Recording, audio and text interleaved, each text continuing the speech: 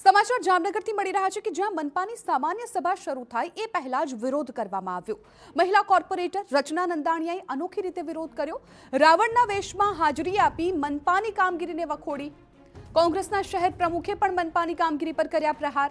નોંધપાત્ર વિકાસના કામ ન થયા હોવાનો લગાવ્યો આરોપ। શહેરમાં પ્રાથમિક સુવિધાઓનો અભાવ હોવાનો પણ કર્યો પ્રહાર। જનતાને હકની સુવિધાઓ મળી રહે તે માટે કરી માંગ।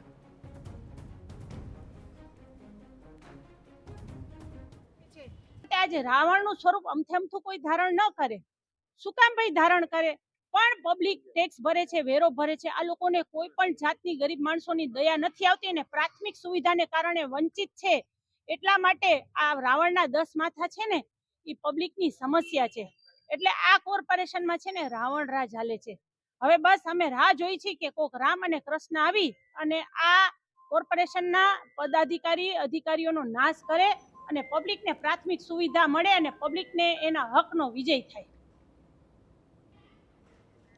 તો મહાનગરપાલિકાની સામાન્ય સભા યોજાય એ પહેલા જ કોંગ્રેસના કાર્યકરોએ મનપા કચેરીનો ઘેરાવો કરી ઉગ્ર વિરોધ કર્યો। ભ્રષ્ટાચારની મુદ્દે ઉગ્ર સૂત્રોચ્ચાર સાથે દેખાવ કર્યા। સાથે જ શહેર કોંગ્રેસ પ્રમુખે મનપામાં પારદર્શિતા ન હોવાનો આક્ષેપ કર્યો। સાથે જ જનતાને પ્રાથમિક સુવિધાઓ મળી રહે તે માટેની માંગ કરી। જોકે ઉગ્ર વિરોધ વચ્ચે પોલીસ બંદોબસ્ત ગોઠવીને સમગ્ર કાર્યક્રમ શાંતિપૂર્ણ રીતે પૂર્ણ કરવામાં આવ્યો।